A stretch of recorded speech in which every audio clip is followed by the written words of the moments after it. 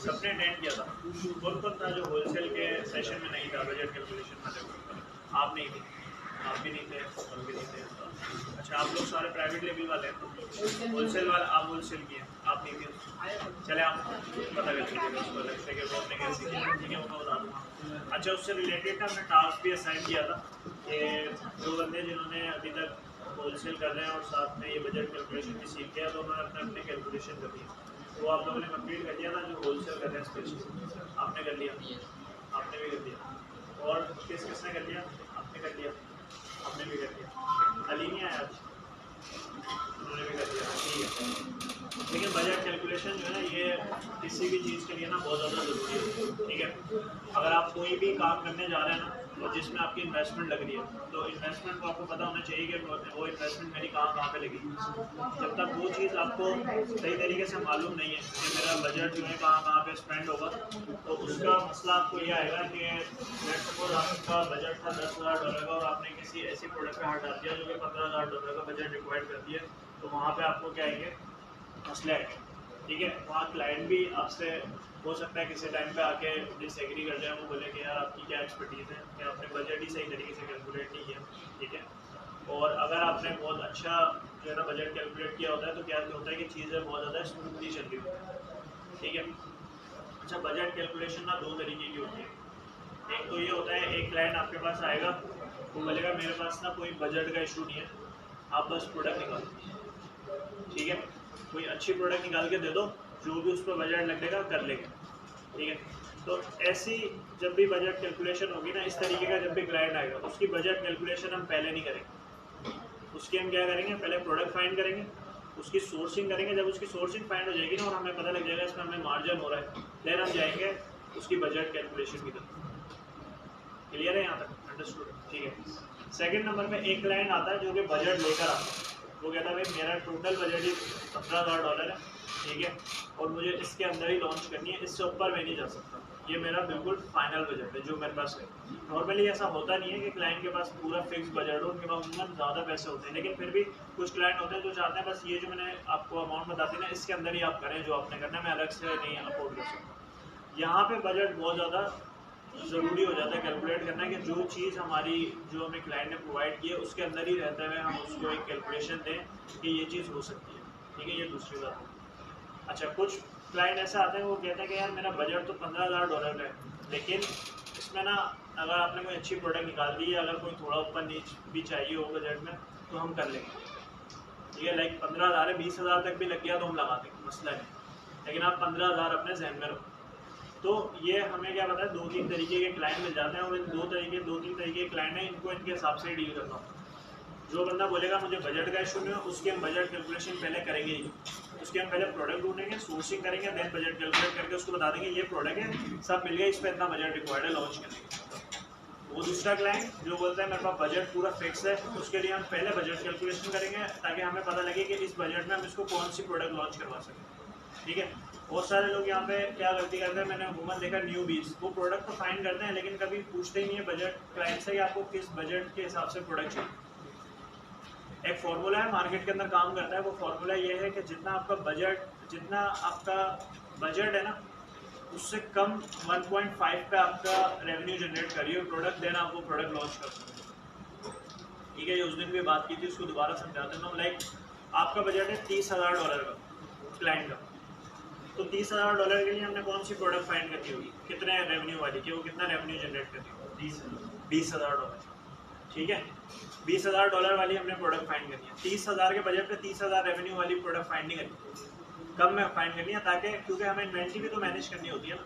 हमारे अमेजोन पे भी 14 दिन पैसे फंसे होते हैं, ठीक है। वो 14 दिन बाद हमें अमेजोन पेमेंट रिलीज करता है, तो वो हमारे पास फॉरन पैसे नहीं आ रहे होते किसी भी चीज़ के। तो जो ये चीज़ हमेशा फॉर्मूला याद रखें, जितना क्लाइंट का बजट होगा उससे 1.5 या ऐसी प्रोडक्ट करनी है जो 1.5x उसका बजट बन रहा है, ठीक है। लाइक एक क्लाइंट है, उसका 20,000 का बजट है, तो आपने ऐसी प्रोडक्ट ढूंढनी है जो 12,000 का रेवेन्यू कर रही हो। प्राइवेट लेवल की बात कर रहा हूँ यहाँ, समझ में आ रही बात, ठीक है। चलिए यहाँ तक क्लियर है। तो ये चीज़ें मार्केट में ना चलती हैं, दो तीन तरीके की चार चीज़ें, ये नॉर्मली आपको घूम फिर के इसी तरीके के क्लाइंट में मिलेंगे, इसी तरीके की प्रोडक्ट मिलेंगे, इसी तरीके के इशूज़ आएंगे। तो ये चीज़ ये होती है बेसिक्स, ये आपकी क्लियर होंगी आप क्लाइंट को बहुत अच्छा सेटिस्फाई कर सकते हो और वो आपसे मुतमईन भी होगा कि हाँ यार इसको चीज़ों की नॉलेज है और इसको पता है कि चीज़ें काम कैसे करती हैं। ठीक है। अच्छा, एक तरीके का तो ये है कि मेरे पास पूरी एक बजट शीट रखी है, मैं आपको अभी वो शो कराऊँ और बता दूँ कहाँ पे क्या वैल्यू पुट होती है, वो शीट मैं आपको प्रोवाइड कर दूँ। आप जाओ और जो भी क्लाइंट मिले उसके ऊपर वो उसमें फॉर्मूले उसमें वैल्यू पुट करो और आपका बजट कैलकुलेट हो जाएगा, आप क्लाइंट को शेयर करो। ये चीज़ मैंने होलसेल में भी कर सकता था, लेकिन ये मैंने होलसेल में भी नहीं की, ना आज करूँगा। क्यों? आपको पता होना चाहिए फ्रॉम द स्क्रैच चीज़ें बनती कैसे। ठीक है, ये वाला कॉन्सेप्ट से थोड़ा सा बाहर निकले कि बने बनाए टेम्पलेट मिल जाए, बस हम उसमें जाके ना वैल्यू पुट करते हैं, इससे ना इंसान के अंदर क्रिएटिविटी नहीं आती। ठीक है, कुछ चीज़ें ऐसे लोग क्या करते हैं जो टेम्पलेट के ऊपर चल रहे होते हैं ना, उनके साथ उमूमन ये मसला आता है, जहाँ थोड़ी सी टेक्निकल चीज़ आ जाए ना या कोई उसमें वैल्यू ऊपर नीचे करनी पड़ जाए, वो फंस जाता है कि यार इसमें कैसे करें।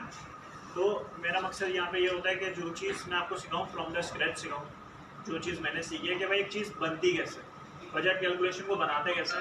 जैसे होलसेल में हमने खुद लाइव यहाँ पे शीट बनाई थी पूरी। ठीक है, कोई भी टेम्पलेट यूज़ नहीं किया था। इसी तरीके से आप प्राइवेट लेवल भी करें।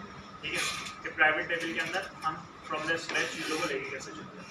ठीक है, तो अब यहाँ पे स्क्रीन आप लोग देखिएगा, मैं यहाँ से काम करना इस पर स्टार्ट करता हूँ। सबसे पहले हम यहाँ लिख देंगे कि जी प्राइवेट लेवल का काम करें।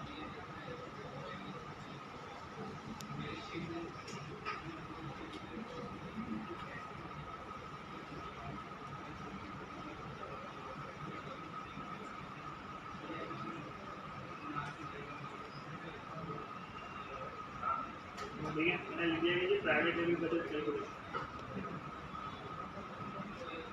उसके बाद वही चीज़ जो हमने पहले उस दिन भी की थी, सबसे पहले हम किस मार्केट के लिए ये बजट बना रहे हैं, ये मेन चीज़। ठीक है, मार्केट कौन सी होगी हमारी, क्योंकि हर मार्केट के लिए अलग बजट रिक्वायर्ड है। जो बजट आपको यूएस में लगेगा वो यूके में नहीं लगेगा, यूके में उससे कम लगेगा। इसी तरीके से जो यूके में बजट लगेगा वो यूई में नहीं लगेगा, यूई में उससे भी कम बजट होगा। ठीक है, जो जितनी बड़ी मार्केट है उसके हिसाब से हमें वहाँ पे लॉन्च के लिए बजट रिक्वायर्ड है। तो सबसे पहले हमने मार्केट लिख ली, लेट्स सपोज हम यूएस मार्केट के लिए बजट कैलकुलेशन, हमारी मार्केट आ गई यूएस। उसके बाद यहाँ पे हम लिखेंगे क्लाइंट का नेम कि हम किस क्लाइंट के लिए बना रहे हैं। ठीक है, ये चीज़ क्या करता है, ये थोड़ा सा ना प्रोफेशनलिज्म शो करती है। ये चीज़ें वैसे इतनी ज़्यादा कोई मैटर नहीं करती, ज़्यादा कोई वो नहीं है कि आप क्लाइंट का नाम, लेकिन फिर भी अगर कोई फर्स्ट टाइम क्लाइंट है और आप उसने आपको बजट बताया और उसकी कैलकुलेशन आप उसके हिसाब से, लेट्स सपोज आपने वही बजट कैलकुलेशन किसी दूसरे क्लाइंट के लिए भी की हुई, लेकिन सिर्फ आप नाम भी चेंज करके भेज देते हो ना, तो बहुत ज़्यादा मैटर करता है कि यार इस बंदे ने मेरे लिए एफर्ट करके कुछ बनाया। वही वाली बात कि अगर आप किसी को मुखातिब करोगे नाम से तो वो ज़्यादा मुतवज्जो होगा आपकी तरफ। ठीक है, तो यहाँ पे क्लाइंट नेम में हम क्या करेंगे, उसका नाम आ जाएगा, लेट्स सपोज उसका कोई भी नाम नहीं यहाँ दिक्कत। ठीक है, अच्छा उसके बाद जो है ना, उसके बाद यहाँ पे सर्विस प्रोवाइडर का नाम आ जाएगा या वीए का नाम, जो वीए आपको जो आपकी सर्विसेज दे रहा हूँ, लेट्स सपोज उसका नेम का नाम। ठीक है, जो सबसे पहले देखें अपने इसमें ना आपको प्राइवेट लेवल भी पता लगता रहेगा। ठीक है, कि प्राइवेट लेवल में स्टेप्स क्या होते हैं प्रोडक्ट करने के। सबसे पहला स्टेप प्राइवेट लेवल में क्या होता है, प्रोडक्ट है। ठीक है, सबसे पहले हम प्रोडक्ट को फाइंड करते हैं। अब वो प्रोडक्ट अगर तो मुझे लेट सपोज मुझे पता है कि एक क्लाइंट है उसका स्पेसिफिक बजट है, तो मैं फिर जो प्रोडक्ट है वो बजट के हिसाब से फाइंड करूँगा। और अगर बजट नहीं है, स्पेसिफिक ओपन बजट है उसका कि वो मतलब जितनी की भी हम लॉन्च कर लेंगे, तो मैं कोई अच्छी प्रोडक्ट निकालूंगा, उसमें बजट को नहीं दूँगा। ठीक है, तो हमने क्या करना है, सबसे पहले प्रोडक्ट हंटिंग करनी है। प्रोडक्ट हंटिंग के बाद हम क्या करते हैं, प्रोडक्ट हंट हो गई है, सोर्सिंग की तरफ जाते हैं। सोर्सिंग हो गई हमारी डन, हमें मिल गए भाई 20 कितने सप्लायर से कांटेक्ट करते हैं सोर्सिंग में, 25 to 30। ठीक है, समटाइम 40 से भी कर लेते हैं कि भाई ये सप्लायर से कांटेक्ट किया, उसमें से कितने सप्लायर शॉर्टलिस्ट किया मैंने, तीन सप्लायर शॉर्टलिस्ट कर दिए। ठीक है, अब उन 3 सप्लायर से क्या करूँगा, सैंपल ऑर्डर है। तो सबसे पहले हमारा एक्सपेंस किस पे होगा, सैंपल के ऊपर। ठीक है, तो यहाँ पे आ जाते हैं, यहाँ पे लिख देते हैं सैंपल। ठीक है, अब सैंपल में 2 चीज़ें आएंगी हमारे पास। ठीक है, सबसे पहला आएगा कि उसके यूनिट्स कितने हैं और उसकी प्राइस है। ठीक है, ये 2 चीज़ें हमारे पास कि कितने यूनिट है और कितने का हमें पड़ा। अब हमने 3 सैंपल ऑर्डर किए। ठीक है, लेट्स सपोज मैं कह रहा हूँ सैंपल, वैसे अगर कोई छोटी प्रोडक्ट होती है ना, हम लोग सप्लायर को पेमेंट नहीं करते, हम बोलते हैं भाई हमें सैंपल फ्री चाहिए। ठीक है, हम उससे जिद पे अड़ जाते हैं, नहीं भाई हमें फ्री दो, बाद में ऑर्डर प्लेस करेंगे तो एडजस्ट कर लेना, लेकिन अभी हमें फ्री चाहिए।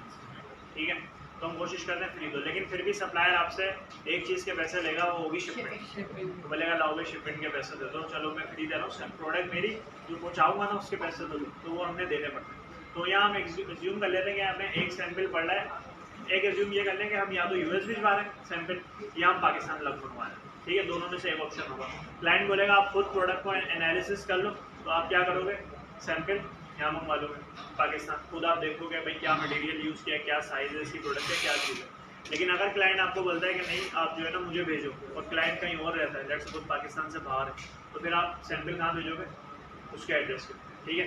तो इसमें एक और चीज़ बता देता हूँ, कुछ लोग क्या करते हैं, ये कॉन्सिडरेशन